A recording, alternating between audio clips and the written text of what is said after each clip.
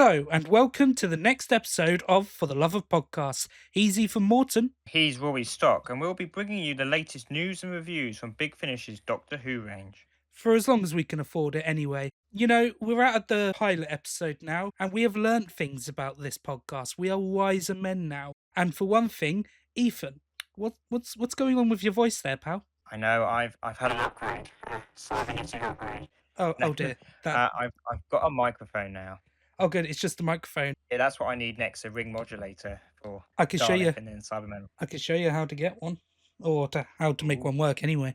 But we're already getting sidetracked. So yeah, I've given Ethan an old mic of mine, and we were supposed to have it for the first episode, but I forgot to bring it when we saw each other at a party just before the recording. So we had to make do with what we had, and at least now, when editing, my ears will be intact. Sorry about that. No, it's fine. That's my fault entirely.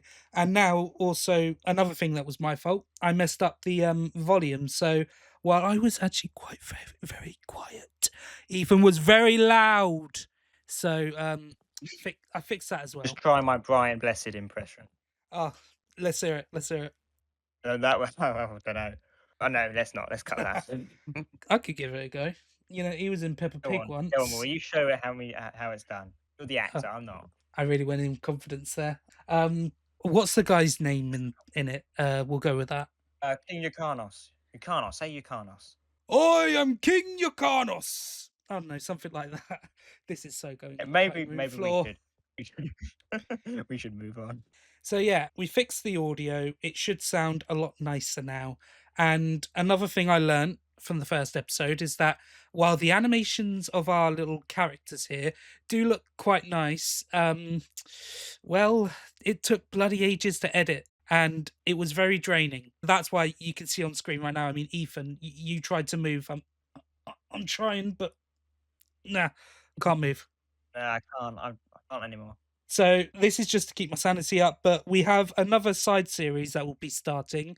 Might have already started actually by the time this goes out, which is 60-minute reviews. They're shorter. I will keep that style for them because that's just so much easier. I could probably whack that out in a day. But yes. Sounds good. Yes, we have made those changes, and I think the podcast would be better off for it. So yeah, I don't really know what else to say other than really to just get into what we have to talk about this month, which is March. I know the first part released in March, but we weren't talking about March. It wasn't filmed in March. February. Oh, it goes so quickly.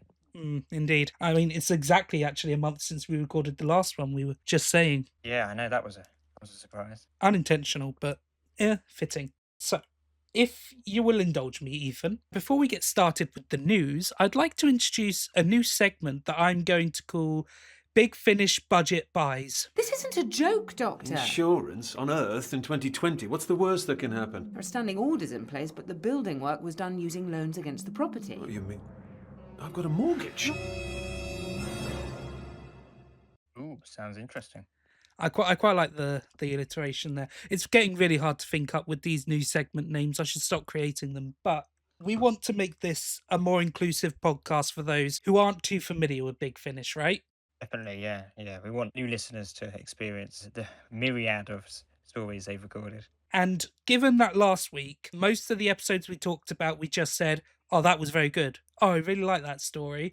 I think we buggered that up a bit. It wasn't really like any specific recommendations. It was just, oh, everything we heard was good because Big Finish is a very good company. Yeah, so we want to make it a little bit more easier for new listeners. We want to give recommendations for good, cheap stories. And this time, actually, it's not much of a story as such, but I have bought some new Big Finish releases from actually a surprisingly cheap source. I've picked up now. If you look on eBay, you'll be surprised at the amount of not old, but slightly older releases that they have for like dirt cheap on there. The two that I bought was a double set of the 10th Doctor and River Song, Ghosts and Precious Annihilation. And Ethan, let me tell you, when I found this, it was actually perfect because I did not have these two episodes, but I did have the first one in the set, which was Expiry Dating. Right, that's brilliant. You hit the jackpot. I know, it was so perfectly timed. I picked these two up for I think about £10, And bearing in mind, this is the physical version. If you look on the Big Finish website, as I am doing right now, the CD and download for these stories is £10.99. So for basically half the price, I've picked both of them up. Brilliant. Yeah, that's great. Yeah, and I find that this is not just like related to single stories, standalone stories, because it hasn't arrived yet, but I also bought Unit 6 Cyber Reality from a different seller, and ignoring the fact that right now it's on sale, damn you, Nicholas Briggs, um, it actually usually costs about 29.99.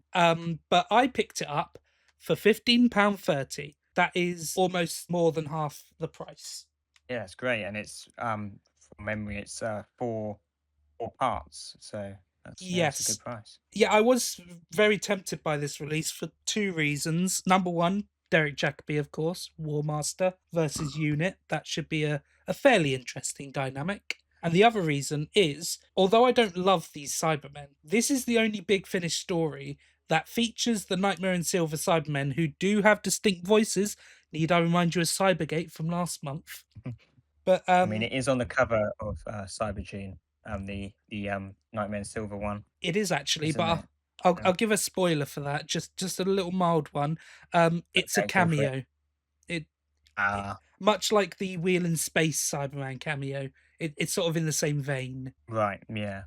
A bit sad, but that brings me on to the reason why I was interested in this one, because although I know there are a few stories where they cameo, this is the only story that I'm aware of where these Cybermen are the main feature. Yeah, I can't think of any others because the 11th Doctor one was the Cybers ones, wasn't it? In with Valerie. That's the one I was thinking of. Because not to spoil that one too much, but essentially it kind of gives an explanation as to why these new Cybermen exist. So there are a couple of lines from them in that story, but again, they're not the main feature. No, definitely not. No. So I'll be listening to these with great enjoyment. And the best part, I know people are a bit off put by physical releases because they tend to be a bit more expensive. You have to like have a computer with a disk drive or a laptop, or you have to be in a very specific place just to listen to them. But so long as you have a laptop with a disk drive, it's not terribly hard to digitize them. So at least for me, I will still be able to have a physical and a digital copy. So it was a no brainer for me. And our Big Finish buyer's advice for this month is that don't discount eBay or any secondhand site, even Facebook Marketplace. You might find a good bundle here and there. You could get some pretty good deals. And when it comes to cheap Big Finish, let me tell you, as people who have been in the game for a while, you're going to need to save every single penny you can get. Definitely, yeah. There's so many releases. Yeah, it does add up. But yeah, that's all the stuff to do with buyer's guide for this month. Told you they'd be quick. Let's get into the news. What news of the Doctor? Brilliant. Let's start with the next trilogy in the Dark Gallifrey has been revealed, and it's the Meddling Monks. What's your Yes. thoughts, Rory? I who is the who plays the female monk again? Gemma Wellen. She was introduced in the Dalek universe stuff, right? Yes, she was. Yeah, and then appeared in Missy, and this is sort of, I believe, coming off of the Missy box set. It's really tricky to talk about this one just because technically Yeah. her being the monk is a spoiler for that episode in Dalek yeah. universe, but it's also been so long that we can't really talk about it without that. Probably should have put a spoiler warning up, but never mind. Yes, she played the monk in that. I found it to be quite Well, fun. technically the Meddling Nun. Meddling Nun, Meddling yeah. Nun, isn't it? That's what they're calling her. Yeah, I found her to be quite fun in the role. Obviously, I love Rufus Hound. He's always been brilliant, but I can't get into it because I haven't listened to really any of the other Dark Gallifrey stuff yet. No, nor have I. But I'm glad they're focusing on Time Lords, which haven't had their own box set. The Meddling Monks, or any Meddling Monk, hasn't had their own sort of box set focused on them. So that'd be nice. Yeah, because we were saying actually a while ago after we went to this Comic Con, we were just kind of tired of Dark Gallifrey basically being the Masters and a Morbius. Yeah, we've had 3 trilogies of 3 different masters, all of which have had their own box sets. So this will be a bit fresher, breath of fresh air. Yeah, I'm glad to be focusing on Time Lords that aren't and Time Lords that aren't even in the show anymore. I mean, the Rani just about made it, but do you think they're ever going to bring the monk back? I would love that to be the case, but I don't know. I mean, with the Rani coming back, I guess it's technically more likely. But If Russell stays in the writing chair, I think it's almost certain, but it actually did almost happen Yeah.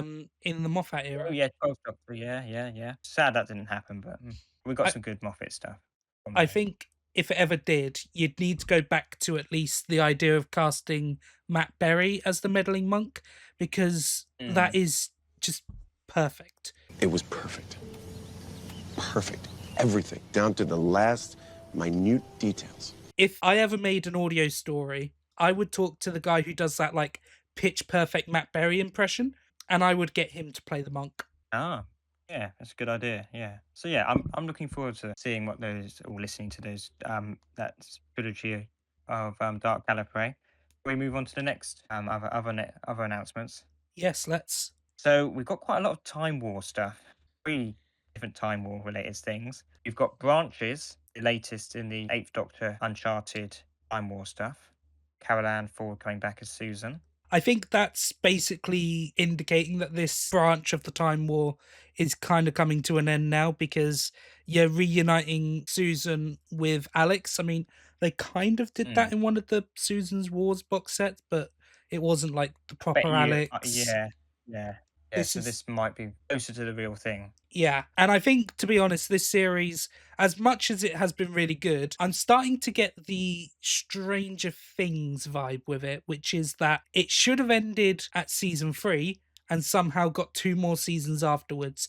I think the last Mm. box set maybe changed the ending, but the last box set is pretty much kind of where you needed to end it, and I was kind of surprised they were even doing another one. Yeah, I haven't kept up with these. Sadly, they do sound interesting and would like to catch up. But yeah, It got off to a very rocky start with the cast box set that they released. Mm.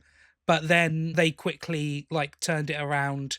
Although I do need to check branches actually quickly, because actually there's something that I've completely neglected in the so what? cast. So are you familiar with her Rodimer friend? I remember you explaining the characters to me. I'm guessing you want to say they're not in the cast list. They aren't actually. That's interesting. I imagine they will be because that's kind of what the storyline has been like. So we're not quite Right. close enough to realizing who Hieronyma is yet, but their gimmick has been they've been voiced by companions of the Eighth Doctor. So I think Mm. she was voiced by Hattie Morahan, plays Helen. Yes, and She also Conrad Westmus, who used to voice Eris. Yeah, and also probably because they were scraping the bottom of the barrel before they got to the good stuff.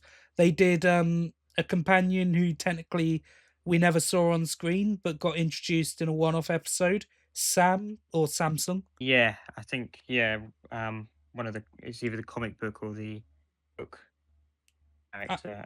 yeah, I Yeah, I know know where who you I mean. know where he's from. I just can't say because spoilers are fun.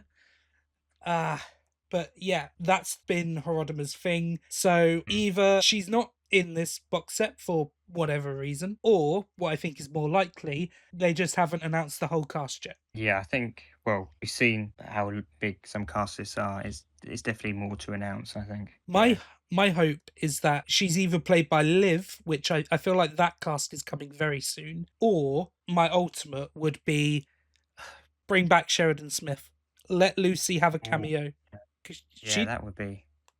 Yeah, she that'd be a didn't big even thing. she didn't even appear in Companion Piece. No, she didn't know. But then again, Sheridan Smith is quite big outside of Doctor Who.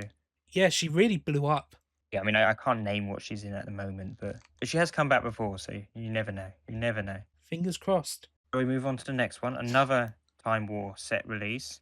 They love their Time War. Big finish. They do. River Song War Widow.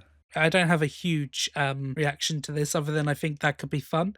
You said you had a bit to say on this announcement, didn't you? Yes, I mean, I felt that well with the first of these latest River Song box sets, the Life and Death of River Song as they're calling them, it was sort of a new start from the Diary series. And from the first box set, they had a river after the library, after the events of the library storyline. And well, I thought that that would be where they would go with all the box sets, but it seems they've gone back to sort of river in the timeline we know, well, the time frame that we know. So that's interesting. And I also felt that we've heard River in the Time War before with the Eighth Doctor and Bernie Summerfield, I think, in Legacy of Time. But you can tell me more about that one. You've listened to that one. Yeah, it didn't I feel as haven't new. actually. Oh, right, okay. I But it didn't I feel as new. sorry, I eyed up Legacy of Time once because at first Mm, I didn't realize what it was. I thought it was just like not a full cast thing, but then right, right.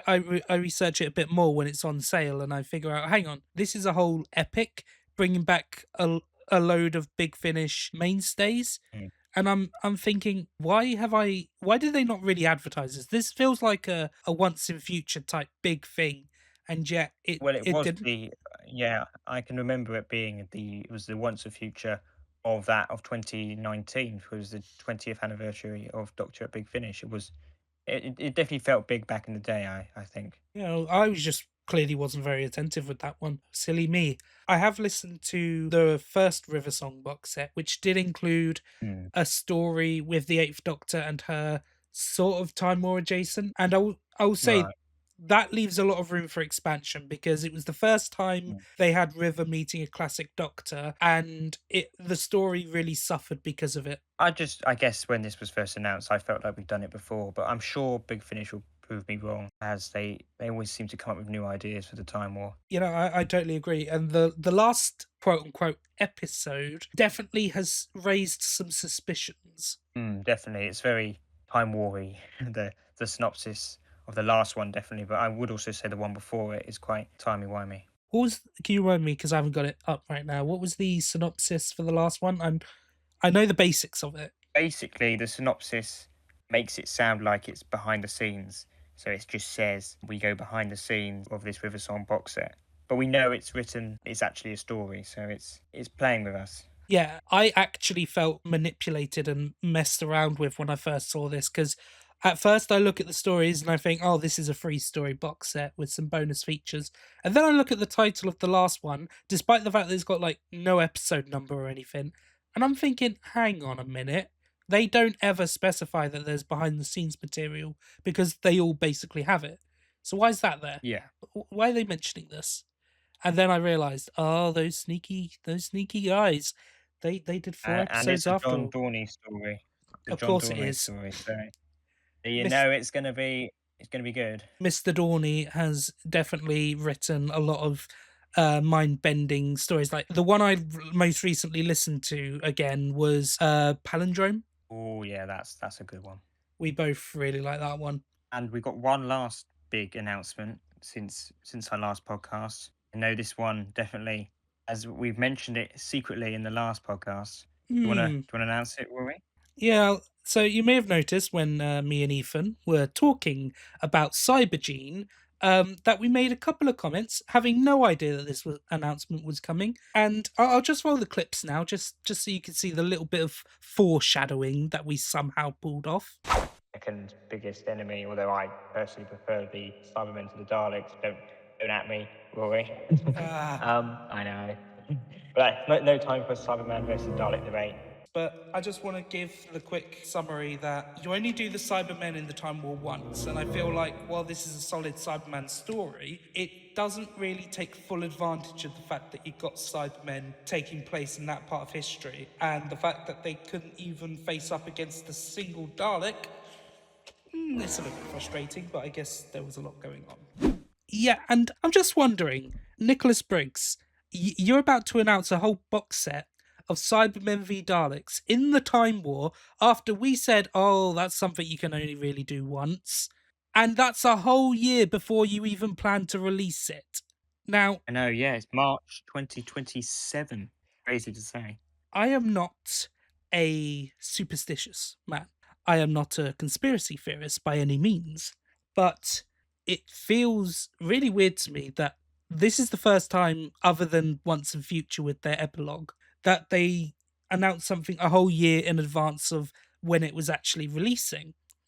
And the only logical conclusion I can make to this is that Big Finish can see me through the screen, and they knew that I hadn't released that podcast yet. So they got in there and they messed me about, specifically to mess us about and make us look stupid.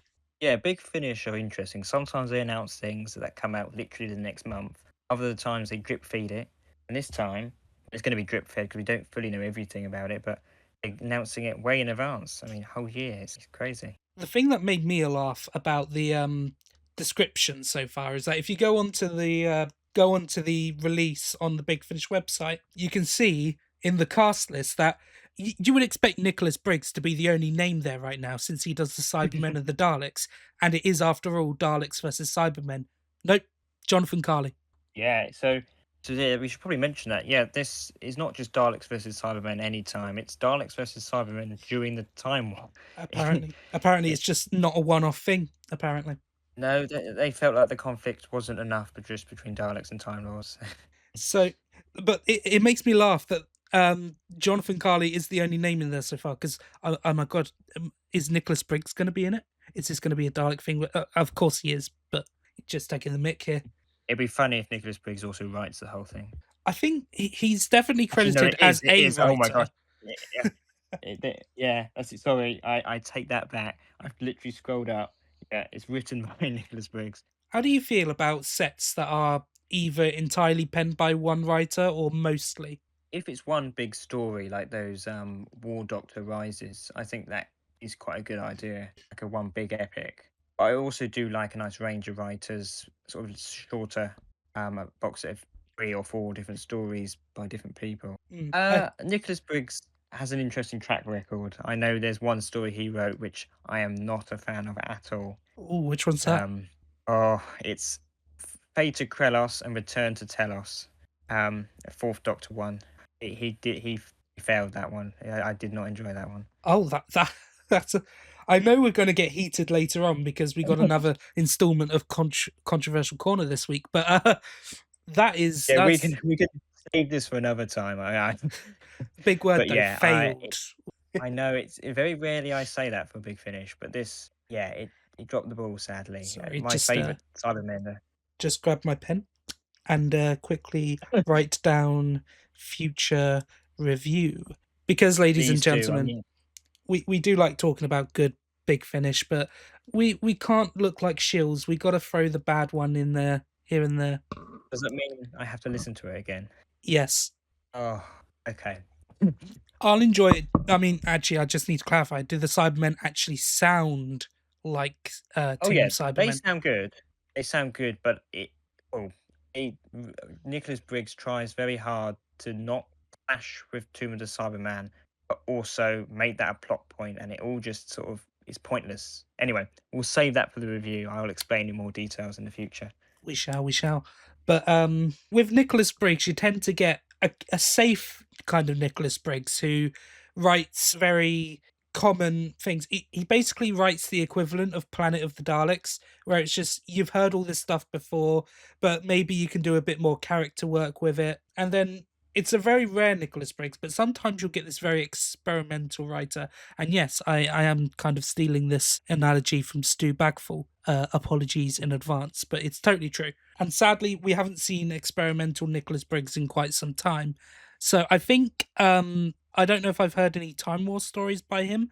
So I'm just hoping that the setting makes these a bit more adventurous. Yeah, I mean, I can name at least one release he did do long time ago now, which was very experimental and I did enjoy. I think it was Creatures of Beauty. That's the one. That's the one that gets cited. Yeah, but that was a long time ago, so yeah. I'll have to listen to that one because I hear good things about that as well. The last thing I sort of have to say on this box set really that got announced, I'm very excited. Hopefully they can do more with the Cybermen in this one. It might even be a semi-prequel to Cybergene, and clear up we may talk about this if we ever talk about that story, but it may clear up a plot point I had in mind, and I was thinking, okay, but they never actually explained why that happened. Oh. So I'll be sure to mention that again if we ever talk about it. But the last thing I want to say about this one is that episode 3 has the dumbest title I think I've read since Dark Eyes, Eyes of Darkness. Oh, Dalek War Doctor. Yeah, what the hell's that about? I'll be honest, all the titles are interesting. I don't think they're too bad. Yeah. Mission parameters, love story, activation, pretty simple. But something about Dalek War Doctor sounds so fanficky, and I'm putting money on it now. That's going to be some sort of story where a Dalek thinks it's the Doctor or something. Oh, we have had Daleks making android doctors, haven't we? It has been a thing that even Big Finish picked up on, actually. Yep, they have. Fugitive of the Daleks. Good story. And as usual, if you want to listen to this month's releases, we have The Fourth Doctor Adventures, Series 15, The Ministry of Death, The 13th Doctor Adventures, The Violet Hour, The 11th Doctor Adventures, The First Question, Torchwood Curtain, Unit Brave New World, Nightfall, and The First Doctor Adventures, Beware the City of Illusions. Any of those take your fancy, Ethan? I mean, I've listened to the Fourth Doctor one, The Ministry of Death, and I really enjoyed that one. It was some unit stories, but with the Fourth Doctor, so it was a nice little twist. And there's definitely some twists in one of them. But I don't want to spoil that for anyone because it was a good twist. But yeah, that was a good one. Very curious. I won't say any more because I could hint, but I don't want to spoil it. It was good discovering it and working it out. Yeah, totally fair. Totally fair. I also have listened to one of these releases already, The Violet Hour, and I thought it was, again, a really good story. I know you were saying it sounds like a very emotional one from what they were saying in the magazine. It was. I wasn't quite feeling it as much as I wanted, but I can say that might just be a me problem. I did really enjoy the story and what he was trying to say. The last scenes especially were pretty good, and it feels like next month, or no, 2 months time, sorry, we are definitely heading into deep story arc territory. I actually think it might be wrapping up in the next installment, or at the very least, this is either the end of the first series or a mid-series break, I think. Yeah, from reading the sort of behind the scenes of the next one, it's called Aegis. It does sound like the producer of the range is giving a sort of mid-series finale, if that makes sense, That should be to the storyline. That should be very exciting. I'm very keen to see where this is all going. Yeah, I will be honest, I haven't listened to much of the latest Torchwood stuff or this Unit Brave New World thing either. Do you have any experience with either of those? Not the unit one, but I have pre-ordered the Billis Manger tribute because the actor who played Billis Manger died a few years ago. But this one called Curtain is very much trying to be a sort of tribute to him and also the character, but without recasting. I don't think so. It's some clever sort of story to link into that. So No, that does sound like it could be emotional, or at least not emotional because he kind of played a villain, but that sounds like it could be a really good release, I think. He's a good villain though, so very good villain. Quite attached. Yeah, and of course we had the continuation of the first Doctor Adventures, which are you just as annoyed as I am that this has sort of become we introduced Dodo and we're actually doing something with Dodo. Okay, now that we've done that, let's see which William Hartnell companions we can bring back in for a little while. So yeah, I have very mixed feelings with this. At first, I was like, okay, it's a third one with a returning companion. It sounds like they might wrap this up here. Oh, it's Annika Wills as Polly. That's great. That's something we haven't had an older Polly. Okay, I'll definitely get it. And then upon thinking about it, I thought, but I heard like negative things about the last one being a bit meh, which was a shame. I'm like, I don't want to risk it. So I've got really mixed feelings, and in the end, I haven't gone and got it. But I am glad Annika Wills is back. But again, it is Big Finish sort of. They can't decide if they want to do First Doctor and Dodo or bring back the original people. So yeah, they're trying to make a middle way. I'm quite disappointed because I have heard that Dodo has definitely come into her own with Lauren Cornelius now doing a brilliant job in the role. And I just want to hear. The only one I've actually heard is Fugitive of the Daleks, and that very much Yes. is not a Dodo story. No, there was lots of good stuff with Vicky. Yep. But yeah, that I know I really enjoyed Fugitive of the Daleks. That was great. But then when you start every release is a returning companion, you then start seeing the faults in it. Sadly, but Yeah. if you just leave Fugitive of the Daleks on its own, without a doubt, that's a 5 out of 5 for me from me.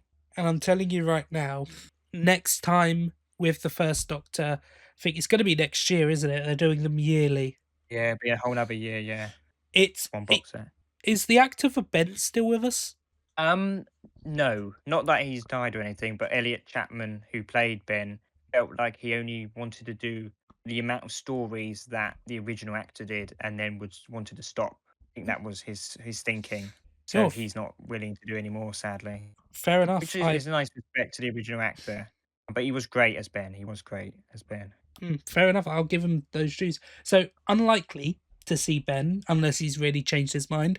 So I'm telling you, next year it's going to be Susan. She's like the last one they can do, as far as I can tell. See, that was my thinking when they were saying this was going to be a trilogy of them. I thought, oh no, but they shouldn't bring back Susan. We've already had older Susan. There's nothing new to do with that. Which is the surprise then when Polly comes along and you're like, how does that work? And that is, I'm gonna guess, is the whole plot. How can the Doctor meet an older Polly when he's not even met Polly? It's all that. There's lots of twists and turns, I'm Oh sure. yeah, no, Which that's a is good why point. I had such mixed feelings. I was like, yes, Annika Wills hasn't done anything as Polly for so long. We haven't ever had older Polly. But then with the whole reviews beforehand, yeah, it's a shame. I'm well, still yeah. So I haven't picked it up yet, sadly. I think the Polly that appeared in the Five Companions, which, by the way, I had so much fun with that release. I know it was just a bonus. You could call it a bit superfluous, but I loved it. Sontarans, Daleks, a couple of old companions, good fun. But Yeah, that is a good one. I think they did have an older Polly in that. You are right. I do apologize. I did forget that. And actually, no, they did some, not a lot, but they had a few character moments between her and the Doctor. So Yeah, I'm in full support of her coming back and doing more stuff. Just a shame it's sort of at the expense of Dodo. yeah, that's the whole thing. I mean, I have listened to both the First Doctor and Dodo box sets before all the older companions, and both of them, she was great in both of them. So yeah, I'm more than happy for them to stick with First Doctor and Dodo. But then I also really like the original actors coming back as well. So this is the problem with only having one box set a year. I think that's the problem. Yeah, I'm trying to hopefully fit it all into one. hopefully next year we can move on from bringing older companions back. But yeah, I'm very happy with this month's releases, to be honest. A lot of good box sets, a lot of nice stuff, and it's good to see so many full cast releases. You know what you won't be happy about? What? Daleks Genesis of Terror. No!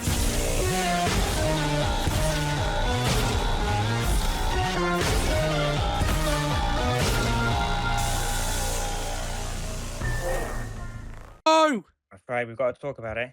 Do we?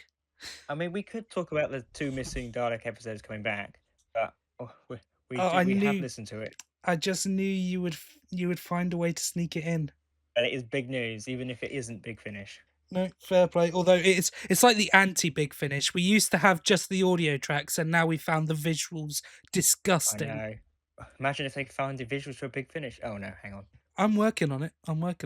Yep, you are.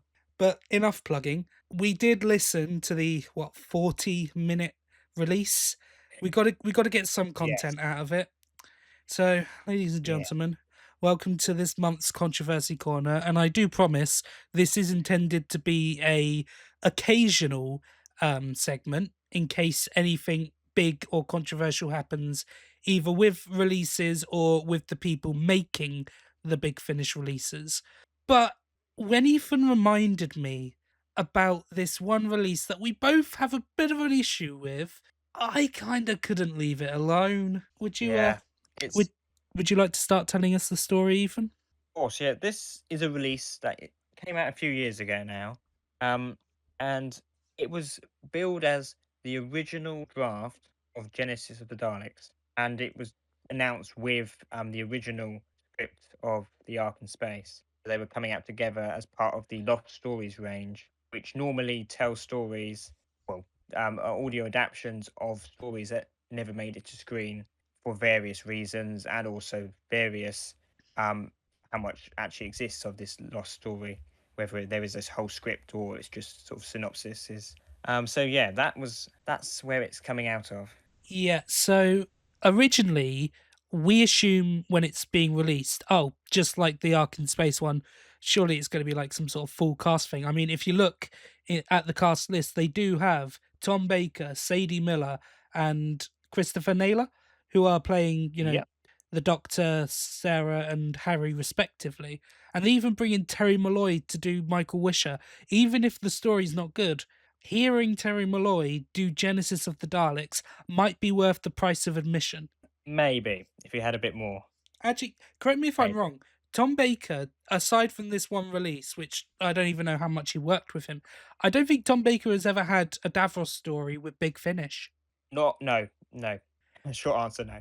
And that just makes this release even more heartbreaking. Because, as it turns out, episode 1 of the box set, it had narration in it, so it was more like a table read through of the story rather than a full cast audio. But fair enough if that's the route you want to take with it. It was fun enough, and I think we should give it its due. Although most Mm, of the reason why part 1 is good is because it's basically part 1 of Genesis of the Daleks, it is still, I think, worth your time. maybe. Well, I'd say so. It's still atmospheric. You get Davros doing the Dalek Mm, test scene at the end. Tom Baker hasn't lost a step, and he sounded kind of strange to begin with, but I think that was me trying to get used to the casual script read through format. But mm, yeah. I think there's value to it, even though I would have preferred a full cast. And although I would admit I was drifting off a little bit while sat on the bus listening to this one, just because I personally don't get on with narration, so audiobooks are a bit tricky. But yeah, But yeah, I don't know if there's enough different about the original. It's a few scenes, a few lines. On the whole, it's pretty much just an early draft of Genesis of the Daleks, and there's so many other early drafts of stories, but you would never see those get adapted because they're just not different enough. It's just a gradual process in script making. but part 1 was still leagues better than what came afterwards, because if we thought we were a bit disappointed to find out it wasn't quite a full cast story, boy howdy, let me tell you, parts 2 through 6 aren't even script read throughs.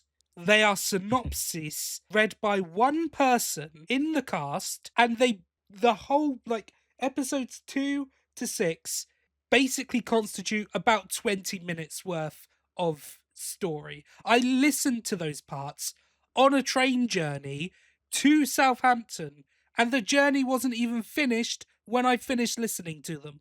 Yeah, they basically read out everything that happens in the episodes, but in like quick 5 minute sections. So it's like going and watching, I don't know, part 1 of Inferno and saying, and the third Doctor goes here, does this, does that, cliffhanger, and then part 2. It's not full cast. It was like a quick, speedy. Oh, let's just skip through the synopsises of the last few parts. And nothing will sort of encapsulate this release and how disappointing it was more so than in episode 6 at the completely bastardized version of the Do I Have the Right segment. Like, look at how they massacred my boy. I know. Oh, It's so infuriating because there are cheaper alternatives. Because may I remind you, this was not a bonus release. This cost $10.99. mm. Even though technically quite a bit of the cast, especially Terry Malloy, are just the cast from the Arc one, and they must have recorded them sort of back to back. Well, that's Terry what I'm Malloy's in thinking. the Arc adaptation. Oh, is it? But the Arc, the Arc adaptation is full cast, and yes, it's the original script of the Ark in Space, but it's written by a completely different person, and a lot was changed, a lot more than just Terry Malloy's early draft, which And is see, fun and all, to learn about, but it's not what the Lost Stories are supposed to be. That makes this release even worse as well, because Terry Malloy's in that one, probably has quite a lot to do in that one. Since this is only part one, he has 3 lines of dialogue. I want to hear more Terry Malloy in Genesis of the Daleks. I want to hear him and Tom Baker talking about the hypothetical virus, but no, we get none of that. The first part should have just been a bonus track on the Ark release, to be honest. Yeah, I mean, I don't know if you've watched The Ark in Space recently, but basically Terry Malloy plays in this original script by John Lucarotti instead of Robert Holmes, the character of Noah, the guy who gets taken over. Basically, I don't know if he gets taken over in the audio version, but yeah, he plays that character. Oh, bubble wrap hand. Yeah, that guy. So, either way, that probably was still a better release to listen to than this. This was, it boggles my mind on how this even got released. I personally think, even though it still would have got a lot of flack, if they'd have just said, screw it, we just want to do a redux of Genesis with Terry Malloy, Nicholas Briggs as the Daleks, I would have been on board with that at least. That would have been better than what we did get. Yeah, I mean, when you compare it to other series of Lost Stories in this range, the next year's sort of series, with Death World and Operation Werewolf, I mean, it's miles apart from this series of Lost Stories. Honestly, I mean, I'm going to say it right now, if you want Genesis of the Daleks, but different at a big finish, the cheaper alternatives you have, well, it's not cheaper, but if you spend a little more money, you can get Anti-Genesis from the War Doctor era. No, War Master era, sorry. That one's really good. Like, it's a nice alternative story. If you want to hear a different version of the Do I Have the Right speech, then all you have to do is get the Doctor of War Genesis box set. And to be clear, no one likes that box set either. But that scene is brilliant. I've listened to it online. I love it. So you can even just look that up on YouTube. You've saved yourself basically all your money. Or finally, you could watch it on iPlayer. Just go back and watch Genesis. Or even Yep, Spare nothing Parts. beats the original. Spare Parts, Genesis and the Cybermen. These stories as well have Genesis elements. Just do any of those. Just don't buy this. Yeah. Don't do what we did. We made a mistake. It has a nice cover. So, Ethan, we did listen to it. We've reviewed it. What rating do you want to give it? I'm going to give it 1 out of 5. 1 out of 5 stories. Yep. Yeah. Can't argue with that. 1 out of 5, and it can be grateful for it. The cover and the last Davros bit, they're doing all the heavy lifting there. They are. Sadly, even the addition to basically pad out the runtime of quite a lot of behind the scenes and an interview with the original producer during the time of Genesis, it's either we've heard it before or the behind the scenes definitely felt like they were sort of gaslighting us into thinking this is the completely new story. It's so original. Bro, Yeah, it's the it's same. sadly- It's yeah. basically the same length as the release. It is. Well, behind the scenes was so long. I mean, I think I may have listened to the extended version. I don't know. But I listened to everything to get get my thoughts together. And yeah, it was a lot of behind the scenes. I couldn't do it after the story, which was just actors talking to me rather than anything else. I just couldn't do behind the scenes on top of that. So I I mean, salute you. Yeah, I did. You know how I listen to stories. Sort of focusing just on the stories. When I was listening to the behind the scenes, I did do other things. Yeah. So No, good. yeah, that was. Well, that was Genesis of Terror, and I'm sad now. Well, maybe we can cheer ourselves up a bit by talking about a different Genesis, a surprise Genesis, a Genesis we didn't know was going to be in this story. What are you Story we- suggesting, Ethan? the story we promised we were going to review last podcast, The Autumn Affinity, is also a Genesis. It is. And you wouldn't know it just by reading the synopsis or anything. No, it's Also- a hidden one. Also, before we get into this review, I want to clarify. I think at the end of our last podcast, Ethan mentioned that the reason why we went with this story was to tie in with the month of Turlo. And then I had to completely scrap every mention of Turlo that we had in the last podcast. Because we did talk There about... was one mention near the end, as you said. But yeah. We talked about a lot of releases that just had to be cut for time, and even then, an hour and a half. Ooh. But yeah, this is that's sort of what we were getting at. There are a lot of releases with Turlo recently, so that's kind of why we went with this Yes. story this week. Basically, next month is Turlo month. that big finish with 2 box sets, 5 and 6. Yeah, he's even straddling doctors. Yeah, I know. Yeah.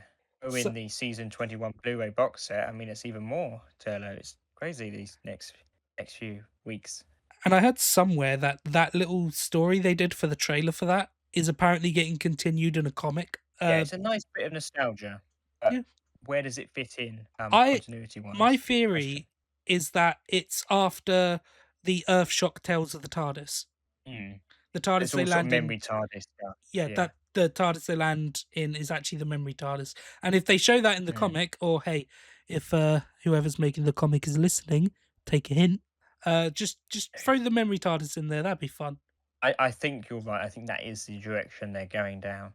That would make sense. But never mind about visual storytelling. Ugh, who wants that? Let's get back to 42. Yes, the Auton Infinity. Childhood threats indeed. You want to know my favourite?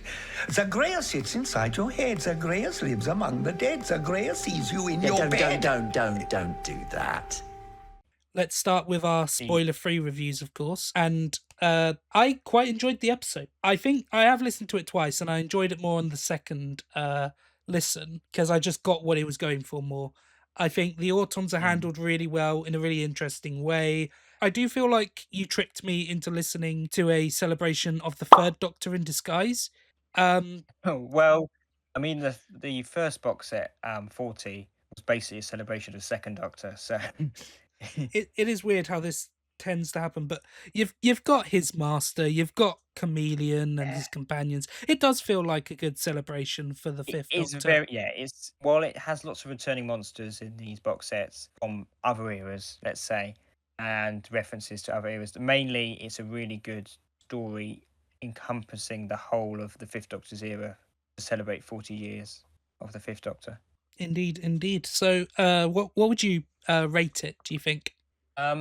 The Autumn Infinity, I'm gonna give it 5. 5 out of 5, I think. 5 out of 5 stories, nice. Yep. I don't know if I can quite commit to a 5 because I did really enjoy it, but I don't know if I'd go that far. Maybe a 4.5, I would say. Mm. Same level as Fair enough. Yeah. I guess the Dolby Spook that I reviewed last time. Although I will say there is a very nice cameo in this story which I didn't see coming. That got me in the feels. And the Fifth Doctor near the end has a lovely speech. So yeah, I think is that really all we have to say on spoiler free front? I think so. Yeah. Lots of spoilers. Wait, one talk about. more thing to just quickly mention. This story is best listened to without 40 part 1. You don't need all the context you get from there. All you need to know is that the Fifth Doctor is going through his own timeline because, frankly, I haven't listened to it yet, but I don't hear good things about part 1, and that it doesn't really feel like where you take a celebration of the Fifth Doctor, and all of the things that it does are kind of stuff that Big Finish has already done in the past. Yeah, I wouldn't recommend that one. I mean, I did listen to the first one.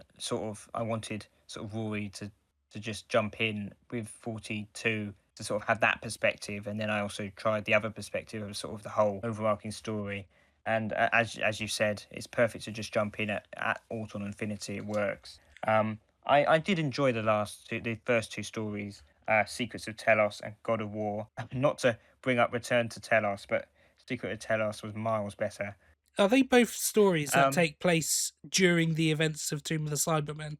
No, one is during, and Secret of Telos is after. Okay. Both are very interconnected with Tomb of the Cybermen. It reminds me of last week when I was talking about the Powerless State, though, because why does the Doctor always seem to find himself on Telos in or around the events of Tomb of the Cybermen? Yeah. In this case, I'm happy with it. Return to Telos, no. But Well, this case, because how Tomb of the Cybermen ends, you see a Cyberman leave, don't you? I As can't a sort of, remember. "Oh, Cyberman." Well, okay. Well, there is a Cyberman that leaves just to basically hint that the Cybermen aren't defeated, because they always keep coming back in the 60s. And this story sees what happens with that Cyberman and with what happens with the survivors of the events of Tomb. And it's a good story. It's a good story in its own right. I would say 4 out of 5. And I think the second story, which has the Ice Warriors, but doesn't tie into an Ice Warrior story. It's a new Ice Warrior story. that's again 4 out of 5. But on the whole, as Rory said, just jump into Auto and Infinity to save time if you want to, because that, as we said, it's 5 out of 5, or for me at least. Yeah. Okay. Very, very in depth there. I like it. You actually liked it a lot more than I thought you were going to say you did, to be honest. Yeah, I did, because perhaps because of how much I really didn't like Return to Telos.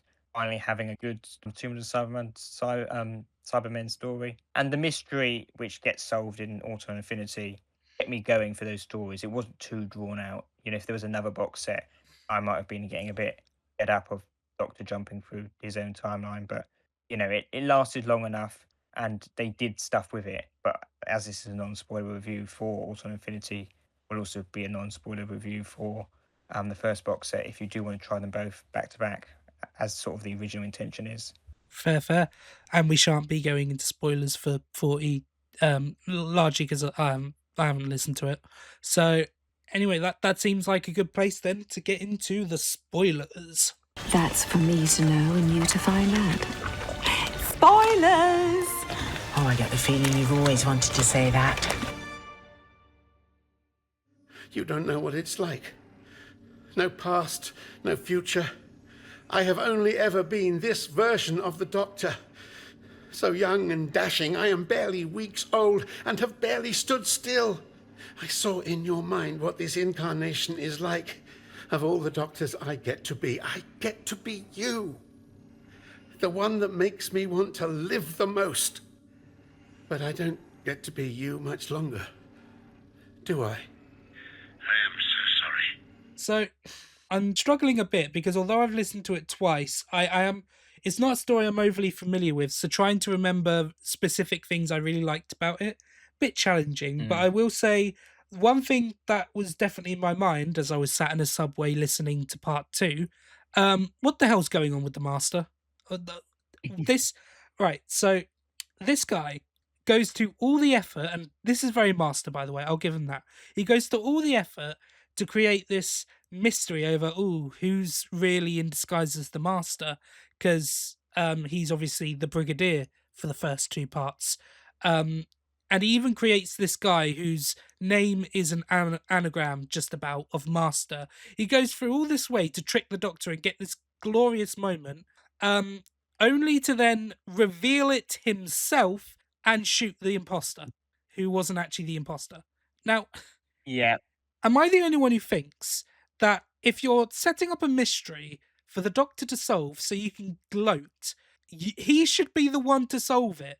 Did the Master just get bored and think he's not going to figure it out, is he? I'm just going to blow it out, fuck it. I'll shoot him too, that'll be fun. Yeah, there's a lot going on in this story, and a lot of it is very continuity heavy. It's a very, very, very continuity heavy, but I feel like it delivers. It's not just for the sake of it. It does, all of it does deliver. In some aspects, it's kind of like a sequel to not only the last box set, but also the 5 Doctors, the original Auton story. I guess whichever one Chameleon got introduced in, because let's be honest, you would need to have watched the original story with Chameleon to know who the hell Chameleon is. Yeah, this is sort of because Big Finish have done Chameleon before, explaining why Chameleon hides away in a cupboard for season 21. So that this is sort of also a sequel, not just to the TV story, but also, well, not a sequel, but like what happens next with Chameleon is what happens next with the Big Finish trilogy of Chameleon stories as well, which is why he's in the cupboard. I don't really want to. I know this is the spoiler section, but I don't know, those Chameleon stories did nicely explain it all. I don't know how much I want to reveal of that. Is there a way? Is there a way you could give like an explanation for why he hides in a cupboard, which isn't a major spoiler? Is it just like he's shy? It's not he's shy. Let's just say he's a liability. A liability. I think that best describes it. And the stories in this trilogy, in this Chameleon trilogy, show him as a companion, while also showing his origin story, and then also explain it, then letting it flow into 5 Doctors. Funny enough, that's another. It's a very another continuity heavy thing, a bit like this story, to be honest. Yeah, it does. It does kind of feel like the Five Doctors in a way. I mean, in this story, you've got the Brigadier, you've got the Doctor. In fact, you've got two Doctors. It's kind of stolen Earth Journey's End in that regard. You've got Autons. You've got all of this stuff, and it's quite a lot. And might I also mention, you've got John Coleshaw playing the Brigadier, the Master, and Chameleon, and he does a really Yep. good job with all of them.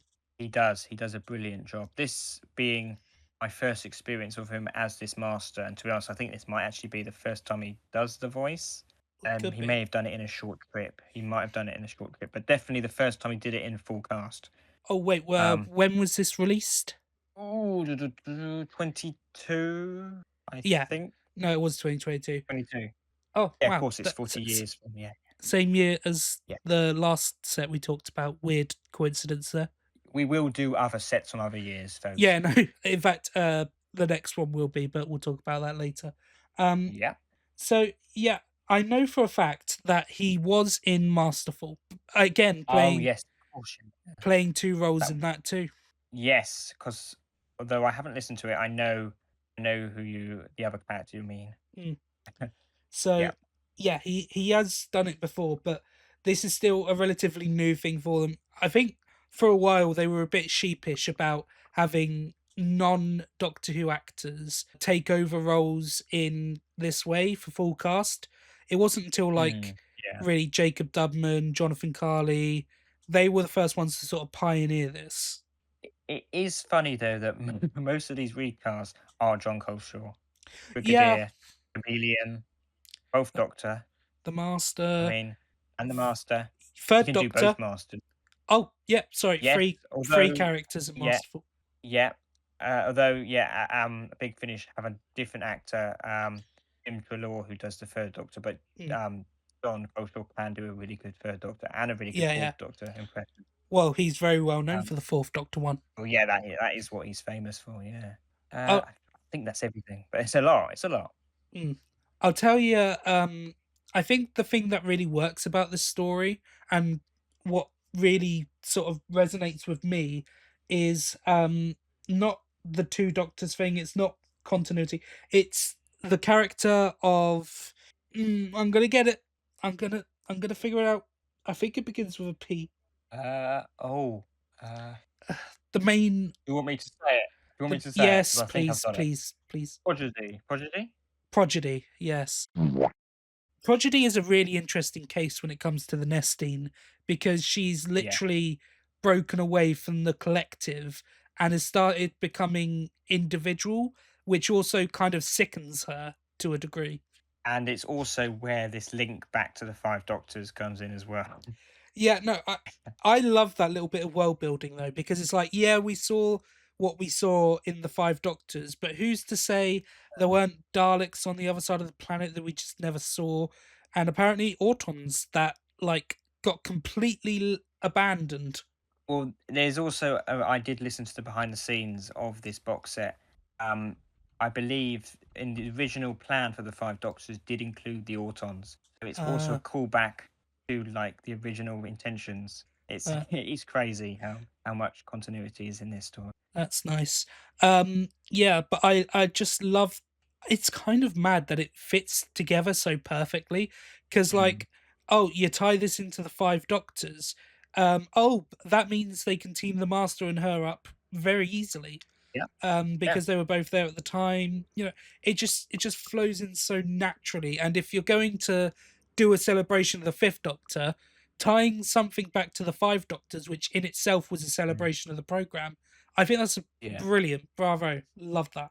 And it also explains so many things because at first you're like, oh yeah, the Master and the Autons have teamed up before, but then you think about it and go, hang on, they were going to betray him and he betrayed them in the end of Terror of the Autons. You're like, why are they teaming up again? And then it all just nicely flows as we go along, and with her being a sort of rogue Nestine, a rogue Auton, it just makes sense. It's just brilliant. I really like that aspect of it, and her character is just so beautiful. I really love the connection she has with Tegan as the story goes on, and they even start teasing because since this is a Yeah, spoiler segment, I'm gonna say this go story for it. ends proper with them leading straight into Resurrection of the Daleks, Tegan's very Yes. last story. This is another big Finnish example of making a gap where there couldn't really be a gap, but there now is, and now this story perfectly fits in. It flows after Frontios, or Fontios. I'm Yeah, not I'm not Fontos. I getting think it's Fontos. I'm not getting into this No, how I'm do you sorry. pronounce it thing again. It's Frontos, definitely Frontos. Until I change my mind. So yeah, it ends. It what we when we watch Frontios or Frontos, you go, oh, it's obviously flows right into Resurrection of the Daleks, but no, this story pops in nicely. It flows into this story, and then it flows back out. And as you said, with Tegan, you see Tegan starting to go. I'm sort of getting tired of everyone dying around me, and it just perfectly leads into events of Resurrection. I love how Prodigy oh now I'm doing it. Project Sorry, fuck, you just say it please. Prodigy. It's nice how Think- she can look into Tegan's mind and even recognizes the fact that Tegan is having doubts about traveling, that is starting to not be fun for her. I quite like that. I mean, yeah, I think Turlo also gets some nice stuff, even if most of it is nice references back to his interesting start as a companion and being in the story with the Brigadier and Mordrin Undead. Those were some nice little references, Yeah, which it went over my head, but it was cleverly hinting at the Master being the Brigadier because the Brigadier was acting weird. It went over my head, but it was clever. yeah. See, I haven't seen Mordrin Undead, and this actually became a bit of a talking point when for those you don't know, when we were in uni, we were part of the Doctor Who Society. Ethan still is; he's still the head. I was the vice head. But I popped in for a little surprise visit the other day, and we watched, funny enough, Enlightenment, which is set a couple of stories after Tello was introduced. Um, Yes, yeah. and I remember mentioning when we saw that, I hadn't seen his first episode, of course, and I was very confused at the fact that apparently he was the Brigadier's student. Yes, Mordred Undead is an interesting story. I really like it. Um, but it's also the story, well, one of the stories, the main one really, that messes up the whole unit timeline. Oh dear, It just let's sledgehammers it into millions of pieces. let's It not spark that Yeah. debate. But That's a whole that's other where it topic. mainly comes from. That is where it mainly comes from. But Mm. that story also is the start of the whole 12 regenerations of a Time Lord. So there's lots going on. Oh, Um, interesting. I mean, originally the Brigadier wasn't going to be in the story because the Mm. whole school setting. Can you guess what companion was going to be Was there it instead of? school teacher Cohill? By any chance, was it Clara Oswald?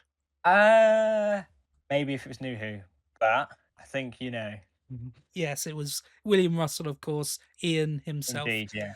Could you And imagine that would what have this story would have been if it was actually Ian in that story instead of the Brigadier?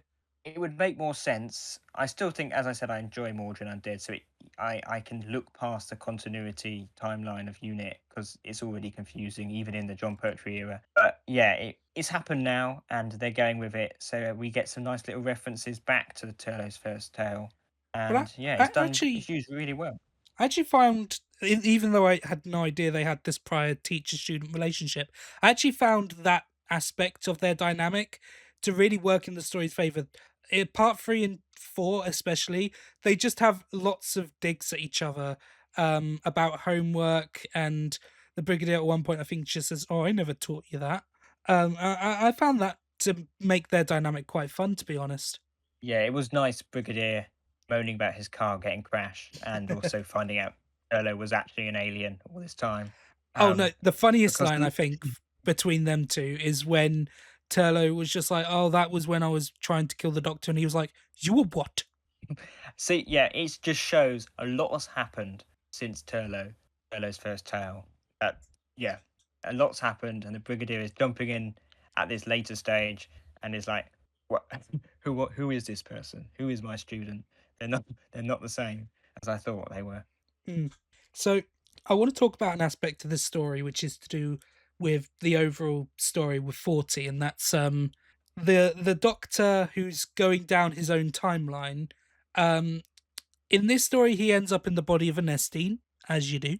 And it had also occurred to me, and it didn't escape my notice, the Master's plan with the Autons and these duplicates of the Doctor and eventually his companions. Have you been stealing from the Daleks' pages?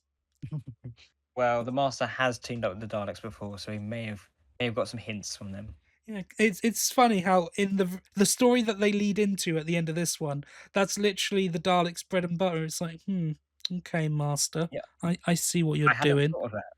Yeah, I hadn't thought of that because a lot does happen in Resurrection of the Daleks. I completely forgot that I element. can't stand the Yeah. confusion in my mind. Oh, that is a good scene. But there's lots of good things in Resurrection, but yeah. yeah, but the point is, this Nestine Doctor duplicate gets fried and becomes this sort of corporeal dude, I guess. And it all sort of comes to a head at the end of the story where he thinks, oh, the Doctor's going to put me back in my own timeline, I'll be fine.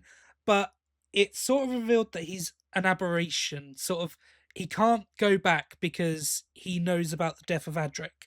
And for those of you paying attention earlier in the spoiler free stuff, the one thing I'm really annoyed about this box set doing is once again going back to the death of Adric. We have mined this well. I think no, I thought that this would be a problem for me. I think it was handled well. It wasn't done too much in the first box set because in the first box set, the Fifth Doctor, because you haven't listened to it, so I will explain it to you as well. Goes from the end of Four to Doomsday, where Nyssa faints. She faints there. Basically, the Doctor's mind is gone from that. So basically, this Fifth Doctor's second story goes all the way to a story with Tegan and Nyssa after after Arc of Infinity, and that's when he goes, "Where's Adric?" Which obviously he would say that, and then over the story. Well, this is the spoiler section, so I can say it. Tegan blurts out midway through Secrets of Telos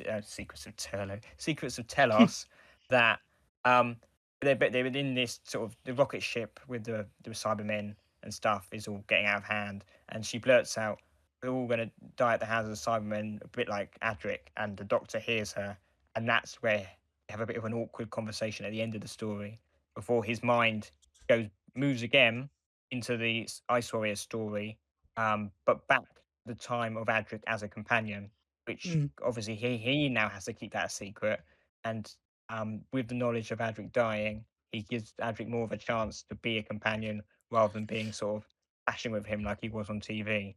Yeah. And then of course there's also Infinity. So it is handled nicely. But you are right. The main focus of Adric as companion, Adric's dying and the aftermath of that has been perfectly handled in The Lost Resort. Yes, I've listened to that. I really like that story. Brilliant. But that's so, what I agree. Yeah. Sorry. I agree and disagree. You go for it. Go for it, Rory. I just feel like this is something we've done a lot, and that's why I don't blame Power of the Doctor for this, but that's why when the Fifth Doctor says to Tegan, "Oh, I know what you're thinking. It's about Adric seeing all these Cybermen." I'm like, it's a great moment in isolation, but being a big Finnish listener, I was like, oh, fucking, of course, just get over it. It was years ago. And you've got the Tales of the TARDIS Earthshock as well. That obviously that happens too. here. God damn it, he's gone. I think if they handled it again from this point on, I would be like, you don't need to do it. Big Finish has perfectly done it. We've got some nice moments on screen as well, such as Power of the Doctor, as you said. But that's it. I think in this case they get away with it because it's a key point, but there's so much else going on that you don't feel like, oh, here we go again. We've done this so much better elsewhere. It's handled well. That's why I wanted to bring it up, because although the very idea of it was just eye-rolly, I will say that it's not overly present in this part. But what I really like about using that aspect of it is when you get to the end and how this Doctor now being changed with that knowledge would try to save him when he knows he shouldn't. And it not only gives you an insight as to what the current Fifth Doctor actually feels about the whole Adric thing and the fact that he's tried so hard not to go back and save him when he knows he can't. That's all really good. And it actually reminds me of a bit like the Stolen Earth, Journey's End, how these two doctors share the same face. They are the same incarnation, but the way they think is completely drastic to one another. And of course, Basically, a this. nice, yeah, Oh, no, go ahead. nice bit of character development. But it's not just the same Doctor throughout his era. No, and Every Doctor has changes. that's what I mean. You can showing him this previous version of himself who desperately wants to save him. That's how you show how much this Doctor has changed, and it also leads into that beautiful final speech from the let's call him the Aberration Doctor. Actually, no, Auton Doctor. I know Yeah, let's go. that fact sort Autumn of. Doctor's easier to say. Yeah, it's easier to say. It just that scene from him, of all the doctors I get to be you. It's so heartbreaking. I love it. Perfectly encapsulates the Fifth Doctor for me. And I liked the little cameo of going into just before Caves of Androzani. It's a clever way both these boxes have managed to cover the whole of the Fifth Doctor era, but it all feels justified and earned, not just, oh, we need to tick every box sort of thing. Yeah, no, I totally agree. And it was nice to hear Nicola Bryant as well, and it sort of fit, right? She was only the companion of the Fifth Doctor at like the very tail end, if you don't count Big Finish. There's a few good stories, so I have to count. Yeah, but I guess, do you rather have a really nice relationship with the Fifth Doctor and Perry before things get a bit muddled when she goes with Colin Baker? Or would you rather have it so that the Fifth Doctor sacrifices his own life to save a complete stranger? I get this argument. I do get this argument. I know your point isn't. You're not the first person to say it. But I do also like the fact that the Perry has got used to the Fifth Doctor, so it's even more of a shock for her when the Sixth Doctor is so different. Yeah. So there are swings and roundabouts for this. Yeah. I'm I- happy that Big Finish have expanded it. I can see both aspects of it, and because Big Finish isn't solidly canon, it's all canon and none of it is canon. I can kind of see it as like I can have both interpretations and eat it too. That's an expression. Yeah, I isn't think it? both interpretations still means that Hazel Androzani is a great end, Yeah, no, whatever way you look at it, that's never in which is dispute. great, and that's all that matters. So there's no need to Yeah. really fight But- over something. It's not like ruined it, basically. But the point At least on my the point itself is that it's quite rather fitting that she's his companion for the last couple of years of his life, and then in this celebratory thing she only gets to have that little bit at the end, just a few more minutes. It feels nice. Yeah, definitely. And also, she's not in the cast list, so it was a surprise. Oh It was yeah, definitely a surprise. definitely. They don't do that enough, I think. Little cameos that because usually they have to put everything in the cast list. But I like it when they occasionally think, you know what, let's hold this one back a bit. I mean, I personally did know it was coming because I knew I sort of seen a timeline of the Fifth Doctor's era, and I knew that there was a bit during Caves, but that didn't affect my liking of the story. So it's still a nice moment. And it kind of gets you out of nowhere as well. It's just lovely that this Doctor, all he wanted to see was if he'd continue traveling with new people. Although I'm not sure how she knows Tegan. does she say? Well, she says when the Doctor says, "And is Tegan still here?" She says Tegan's long gone. She doesn't ask who Tegan is. She just matter of factly says she's gone. I guess you could say. Well, I mean, Turlo may have mentioned it in Planet of Fire, but I can't remember Planet of Fire very well. Let's Nor just say can it I. off screen. Maybe the Doctor mentioned Tegan. But yeah, it's a beautiful scene to end the episode on, and with all that Tegan went through in this one, it is just brilliant knowing that it was the story. Like, you can argue about, they had to really stretch to create a gap between these two stories. You can argue about that all you want, but in order for to get that little context for Tegan and to show that that's how she is when she's entering Resurrection, I think it's worth it. Definitely. Yeah, definitely. So any closing remarks then, I guess? I guess the only last thing to mention, which is sort of why we brought up the story earlier, is it also cleverly is a genesis of the Autons, just sort of Oh linking yeah, of into course. this early nesting, which we've never heard of before. So that was nice. That was a nice addition.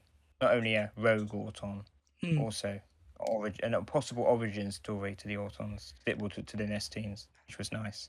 I can't say I completely understood what they were talking about in that scenario though, because right now, despite the fact that I've listened to the story twice, I'm trying to remember what any of that actually meant, and I'm drawing a blank, which might be It was all appropriate very for yeah. plastic It mannequins, was all but very mysterious, like this godlike thing before time sort of thing. yeah, Um, which makes sense. which I think, yeah, they wanted to keep a mystery, but also do something new, which Mm. was I appreciate it. I like the idea that although the prodigy or prodigal, which is it prodigal? Have we been saying it wrong Ooh. this entire time?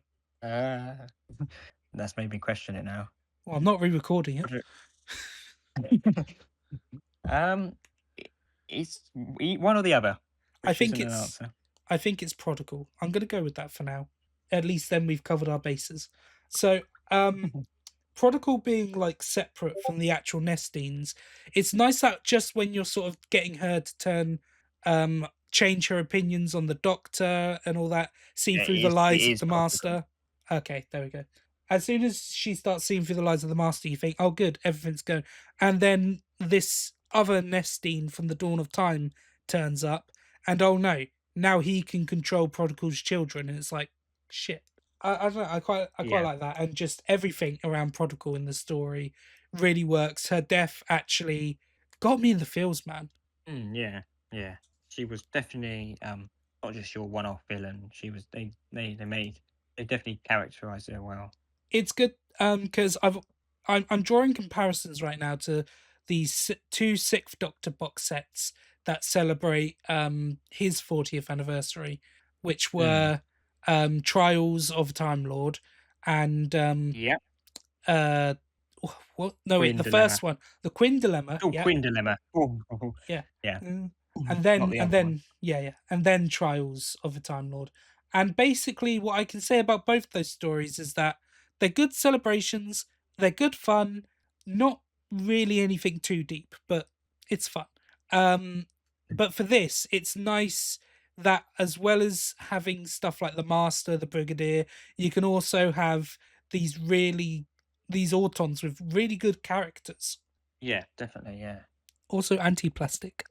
Yes, the first, I guess, earliest time it was mentioned. Yeah, I think so. Yeah.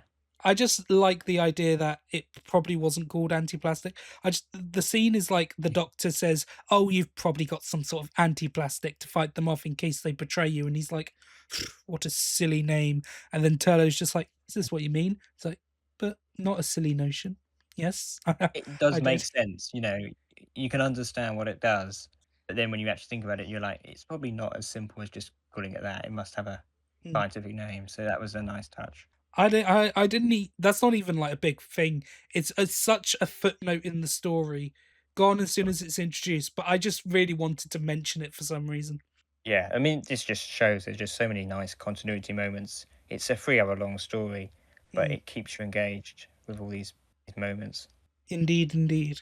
So I think that's about it, really. Yeah, I think so. Yeah, I really enjoyed the story. And I think for me, 4.5, good score. 5, I can see it from you. I can see it. Yeah, my favourite monster. They've done a lot of new things with them, and it delivers the whole Fifth Doctor overarching thing that they started with Secrets of Telos. It's very impressive that despite the fact the Autons are supposed to be speechless villains, somehow in the audio they always seem to find something cool to do with them. They do. I mean, the sound effects of the Auton hand going down on the gun. Oh, it is very nostalgic. I love that touch. I agree. So, yeah, that is 42, ladies and gentlemen. I think that's a strong recommend from us. 100%. And that is the end of this month's podcast. I hope you did enjoy listening to it. We do have a plan for next month to celebrate the beginning, I think I mentioned this last time, of Rutans versus Sontarans. We are going to review every single story from Sontarans versus Rutans. How have you been? Ooh. How have you been progressing with your listening of that? I am 3 stories down, 1 left to go. Final one. Possibly the best one. I think I'm torn between the Third Doctor one and the War Doctor one as to which is the best. But I'll maybe you'll be able to sort of sway me on that next time. And I imagine you'll probably go to bat for the Third Doctor episode. Well, I have something to say for it. That's the hint I'll give for next month's one. As spoiler free as you can, which one is your favourite so far? No, that is hard. That is actually quite hard. See, I'm hoping the last one will sort of tie it all together and then be my favourite, if that makes sense. It does 'Cause I've tie it enjoyed together all 3. nicely. I'll say that. I've enjoyed all 3, but I'm waiting for the end, if that makes sense. So honestly, they're all quite even matched, all 3 of them. Okay, cool, Quite interesting. hard. Yeah. But I hope you enjoyed this month. I hope you're looking forward to next month where we dive into the first 4-part series, which does actually mean no news, nothing like that. So, Nicholas Briggs, we've established you can see me through the screen. For the love of God, don't pull a Cybermen versus Daleks, please. So, yeah, that's about it. Please like, favourite, subscribe, comment something nice, or comment something calling us wankers for our opinions. You know, engagement is engagement at the end of the day. And I can't wait to see you next month, sorry. Ethan, any last words? Yep. See you next month. See you then.